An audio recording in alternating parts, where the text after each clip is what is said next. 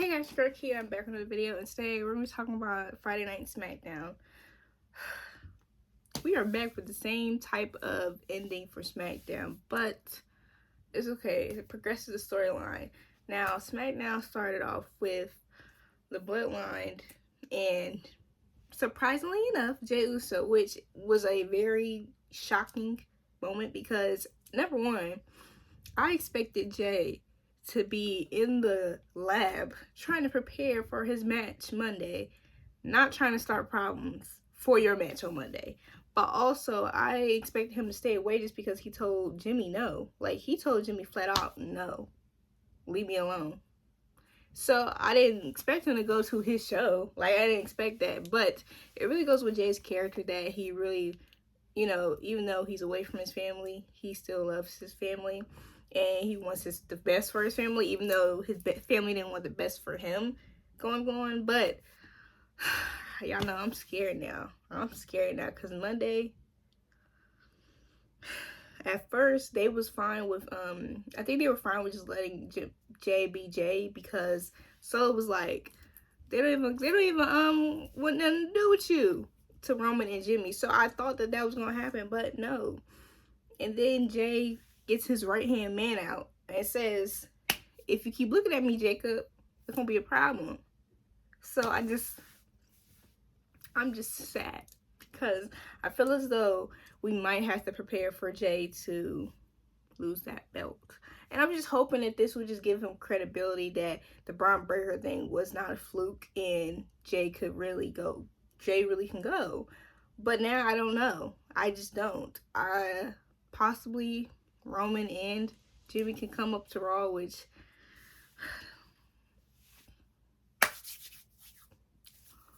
Roman and Jimmy two times a week, it would be crazy. It would be crazy. But hopefully it doesn't come back to bite them, because it seemed like it might. And then if history proves anything, it will. We had a tag team qualifier match with Pretty Deadly, DIY, and Street Profits. Personally, I'm glad Street Profits didn't win, because you're not taking the belts from the bloodline. You're not. I'd rather see DIY fail. I'd rather see them fail and Street Profits probably get up to the point where they can take the belts or something better. You know, that's where I'm thinking. Pretty Deadly was actually getting good in the ring. Like, they was really doing their thing. They probably had it in them all the time, but they haven't had the real chance to display that. But last night they displayed that well, and they almost got a fan out of me. They not though, but they almost did. I don't think I could ever cheer for them like in the ring, because the person they're probably gonna go against somebody I like better. And Angel and Alberto, they was hooping too. I'd be fans of them before I'm fans of Pretty Deadly, if I'm being honest. They did their thing, but nah. Now they had a match between Lash Legend and Piper Niven. I like seeing Piper Niven in the ring, but Lash Legend, I was a fan. Now I'm a fan. Because I was not familiar with your game until last night.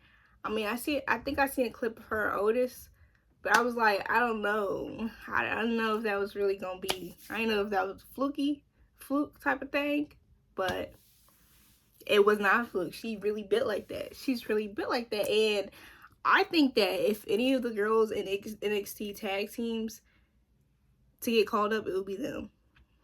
And they're doing a pretty good job being low-key called up. But I want them to experience a draft too. So I hope that it's not like necessarily they're called up. It's just them being in the tag division. Just because I feel as though a draft is a nice, I feel as though being in that draft would be a nice feeling for them. It's like something they thought of, but being called up is being called up. You know, it's a good thing anyway. And I'm just hyped for this storyline with the tag team divisions. It's going to be amazing. And then they got Sky Pirates next week. Yeah. That match is going to do well. That match is going to eat good. Now, Cody Rhodes is trying to hype up that championship belt and that trophy. And honestly, I'm just interested in seeing the match.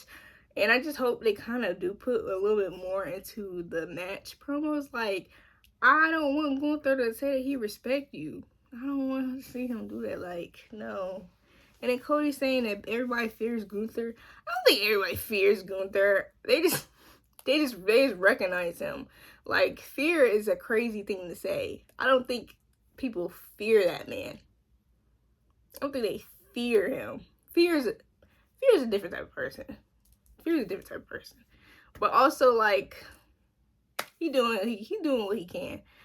I will say that was the lowest point of the night, though. Just because it's like, bro. But Gunther is going to be on their Smackdown. Gunther and Roman tease. I'm just putting that out there. I know Roman is busy getting beat up, but I want to see a Gunther and Roman tease. I just do. I need to see both of them on one screen at the same time. Going to, like, I didn't see that. Like, I feel as though, I don't know if we're going to get it for the Royal Rumble because Gunther's belt. Who knows if Gunther's going to have the belt in Royal Rumble time. But possibly get that Royal Rumble, who knows? But I need to see that Gunther Roman tease. I just do, cause that's one of my top dream matches for Roman, since he could take the World Heavyweight Championship belt if he really wanted to. I am not putting in an atmosphere because I do like Gunther with the World Heavyweight Championship, and I do like Damian Priest with that championship. If I'm going to be real, I like seeing Damian Priest with that championship. Now, Motor City Machine Guns, I'm sorry, I was not familiar with your game either. Because they balled in the ring. They balled. I can understand why they are arguably one of the best tag teams in professional wrestling. I could tell. And I'm just surprised they didn't get, like, I'm surprised they didn't get a call from WWE before. Maybe they were just trying to fulfill the obligations, like at TNA. But they are really in the ring. I don't want to. Nothing's above my Street Profits. But that's only because Montez is not a single star. But if Montez decides to be a single star, Motor City Machine Guns can take that tag belt from them.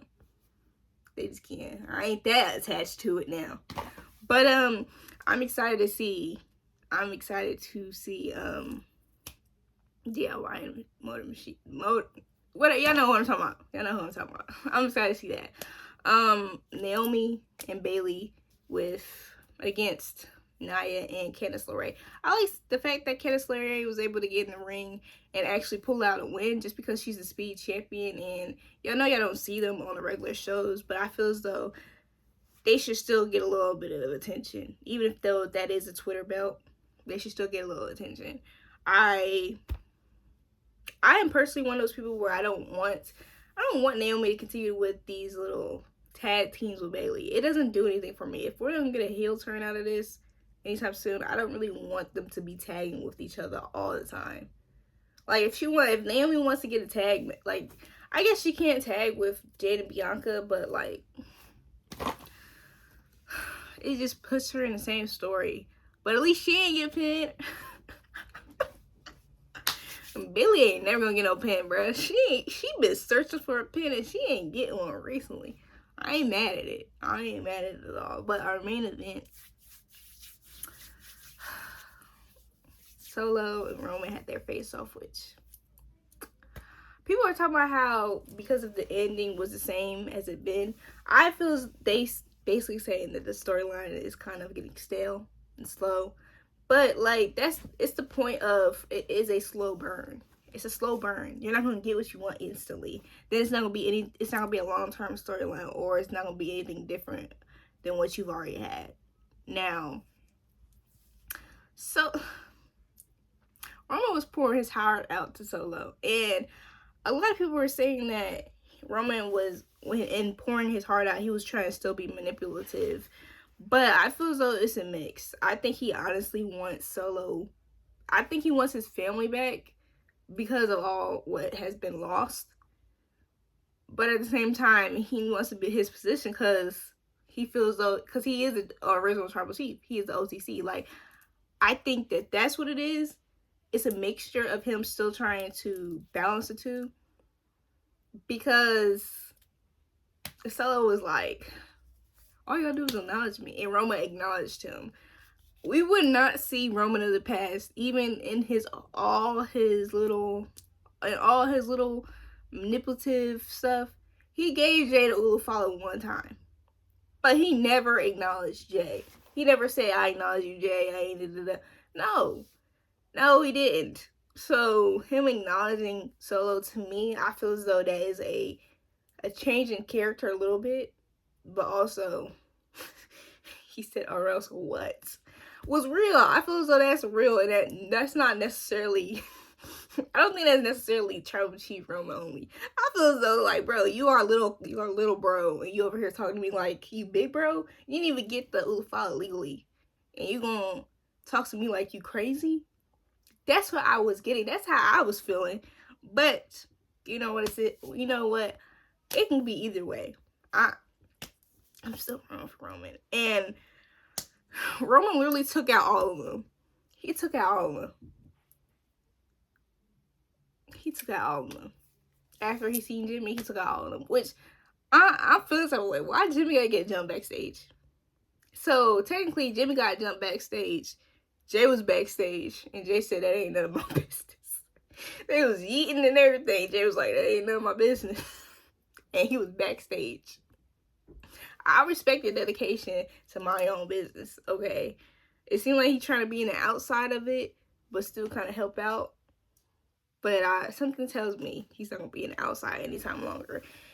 And I honestly was just thinking that maybe they was going to have Roman acknowledge Solo, as in, not like literally call him Tribal Chief, be like, hey, Tribal Combat. But I guess not for Crown Jewel. I don't know. Like, I'm just like, when it comes to the Crown Jewel PLE, I'm confused on who they expect to be out there. I just am. I don't know what's going to happen.